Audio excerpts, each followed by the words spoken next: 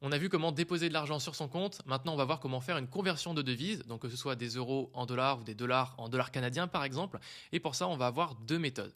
La première méthode, ça va être d'utiliser le convertisseur de devises d'Interactive Broker. L'avantage, c'est qu'il est directement intégré dans l'interface du courtier et que c'est assez simplifié, vous allez voir. Ça vous permet notamment de placer un ordre au marché et donc de pouvoir convertir vos devises instantanément. Vous avez aussi une autre option qu'on va voir juste après qui sera un petit peu plus avancée pour certaines raisons, même si voilà, moi je vous conseille dans un premier temps d'utiliser le convertisseur intégré à Interactive Broker. Alors pour ça, quand on arrive sur son interface, on va avoir ici son tableau de bord et on va aller voir ses positions, donc son portefeuille. Vous pouvez aller le voir soit en cliquant ici sur portefeuille, soit sur position. Donc moi par exemple, je clique sur portefeuille et je vais retrouver donc pour mon compte qui s'appelle compte de marge, puisque j'ai deux comptes. J'ai un compte qui commence par U13 et un compte qui commence par U73. Et donc en fonction du compte que vous sélectionnez, eh bien ça va afficher les placements et le cash que vous avez sur votre compte associé. Donc par exemple, si je regarde mon compte de marge, ici je n'ai pas de position, donc je n'ai pas d'action Apple, ETF ou quoi que ce soit. Par contre, j'ai des devises et donc j'ai 1120 euros sur mon compte et c'est tout ce que j'ai sur la partie, on va dire, devises. Si je regarde l'autre compte, là je vais avoir un ETF en position et je vais aussi avoir des euros mais aussi des dollars. Et donc là, si on souhaite faire une conversion de devises par exemple, je pourrais tout à fait convertir donc mes euros en quelque chose d'autre et donc je vais cliquer sur les trois petits points au bout de ma ligne, cliquer sur convertir et là je vais avoir ce qu'on appelle le ticket d'ordre qui va être ouvert. Donc ce ticket d'ordre me permet par exemple de convertir des euros en dollars canadiens. Et là, je vais sélectionner une quantité, admettons 100 euros en dollars canadiens, ça me fait l'équivalent d'à peu près 159, et je peux cliquer sur transmettre l'ordre pour transmettre cet ordre de conversion. Si je veux avoir des informations sur l'ordre avant qu'il soit exécuté, je peux cliquer sur aperçu, et dans ce cas-là, ça va me faire une estimation de la conversion que ça va faire avec les devises, etc. Donc là, il me dit attention, ça risque de vous exposer à un effet de levier. Alors pourquoi? Parce que j'ai déjà un ordre en attente, et donc je n'ai pas d'argent réglé, donc qui est disponible pour faire la conversion. On va le voir dans un instant justement. Donc ça, c'était la vue ticket d'ordre. Moi, personnellement, je préfère aller plutôt dans transaction, puis dans convertir la devise. Et là, vous allez avoir ici cette petite interface où à gauche, vous allez retrouver les mêmes informations que sur le ticket d'ordre qu'on a vu juste avant. Vous allez aussi retrouver la valeur totale de votre portefeuille, donc les différentes devises que vous avez, et à droite, la valeur de votre compte. Et là, ici, ce qu'on peut voir, c'est que je vais avoir donc mon compte avec les fonds disponibles, les espèces réglées. Et il faut savoir que dans ce compte-là, très précisément, si je vais dans transaction puis dans hors des transactions, on peut voir ici que j'ai une transaction de vente qui est en cours, donc qui est actuellement en train d'être annulée, mais en fait ça va utiliser de l'argent que j'ai sur mon compte, et donc comme cet ordre-là est toujours en attente, c'est de l'argent qui a été bloqué, et donc je ne peux rien faire de cet argent pour l'instant. Donc je vais revenir dans convertir la devise, et je vais choisir un autre compte pour lequel mon argent n'est pas, on va dire, en attente d'un ordre, il n'est pas positionné sur un ordre. Donc par exemple, je vais avoir mon compte de marge dans lequel je vais avoir ici 120 euros, et c'est tout ce que j'ai. Donc là ici, si je souhaite par exemple convertir des euros en USD, donc on va faire le cas très simple de convertir des euros en dollars par exemple, je clique sur euros jusqu'à USD et je vais mettre 300 euros. Je clique sur aperçu.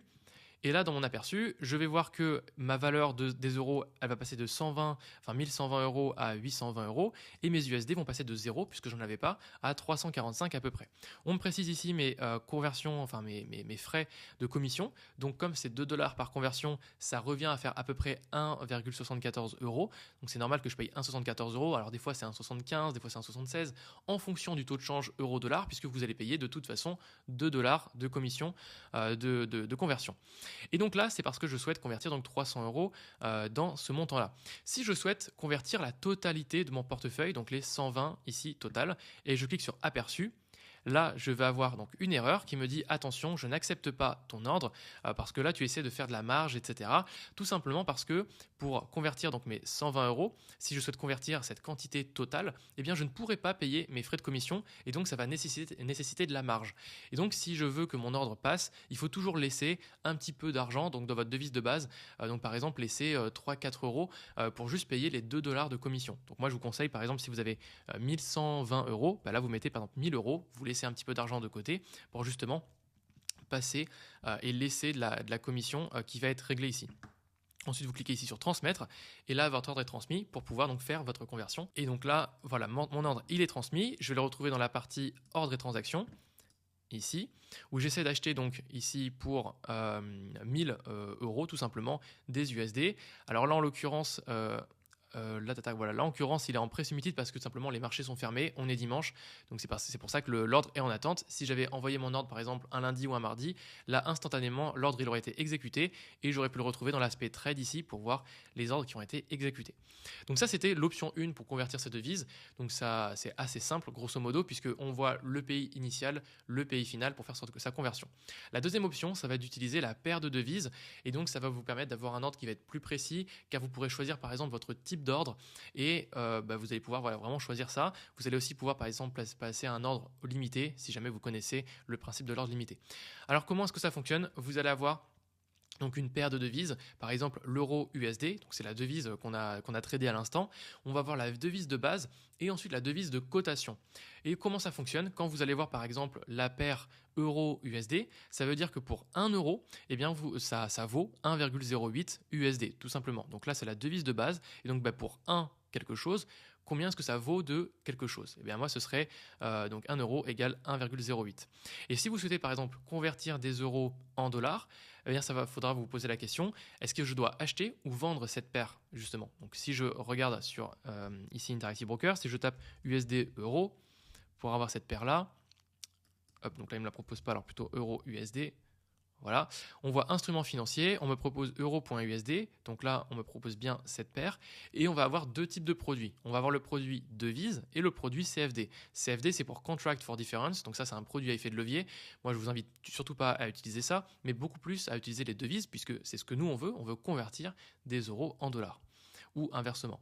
Donc je clique dessus, j'arrive sur cette page-là. Et là, on me dit quoi? On me dit, donc c'est la paire euro-USD. Donc la valeur qu'on regarde actuelle, c'est 1 euro. Pour 1 euro, qu'est-ce que j'ai? Eh bien, j'ai 1,15 USD. Donc si je souhaite acheter, en fait, le bouton achat ou le bouton vente, il va venir se lier à votre élément de base. Donc, est-ce que vous souhaitez acheter des euros ou est-ce que vous souhaitez vendre des euros? C'est ça la question qu'il faut vous poser. Donc, si admettons vous souhaitez convertir, je vais prendre mon exemple, vous souhaitez convertir des euros en dollars. Donc là, l'idée, c'est que vous allez vouloir votre élément de base qui va être l'euro, vous souhaitez du coup vendre des euros pour obtenir des dollars. Donc, vous devrez vendre la paire. Ici, vous devrez faire vendre si vous voulez convertir des euros en dollars. Et inversement, si vous souhaitez convertir des dollars en euros, donc ramener votre argent en euros, qu'est-ce que vous voulez faire avec l'euro? Eh bien, vous voulez en acheter. Donc, c'est à ce moment-là que vous allez choisir ici achat pour récupérer de l'argent. Et là, ensuite à droite, donc vous retrouverez le ticket d'ordre qu'on a vu juste avant, qui lui va être beaucoup plus, on va dire, chargé en informations. Vous allez retrouver le cours acheteur, le cours vendeur, les données de votre compte ici. Vous allez avoir ici la quantité à acheter. Vous pourrez choisir le type d'ordre, donc soit un ordre limité, un ordre au marché, un ordre stop, etc. Le cours limité, donc si vous souhaitez mettre un prix particulier, y attacher des ordres, donc avec un take profit ou un stop loss. Bref, vous allez vraiment pouvoir faire un vrai ordre assez complet là-dessus. Donc, c'est les deux options que vous avez pour pouvoir convertir de devises. Moi, je vous invite sincèrement à utiliser plutôt la première option qui est vraiment la plus simple. On a vu le plus simple, c'est d'aller dans l'aspect transaction puis dans convertir des devises. Et grosso modo, vous retrouverez ici les devises que vous possédez au centre. Vous devez dire ici la devise de base, donc la devise initiale. Ensuite, la devise dans quoi vous souhaitez la convertir, donc par exemple des GPB. Vous mettez le montant, vous cliquez sur aperçu pour prévisualiser votre ordre, vous cliquez sur transmettre et si les marchés sont ouverts donc du lundi au vendredi, et bien dans ce cas-là, vous allez pouvoir exécuter votre ordre et donc la conversion va s'exécuter à ce moment-là.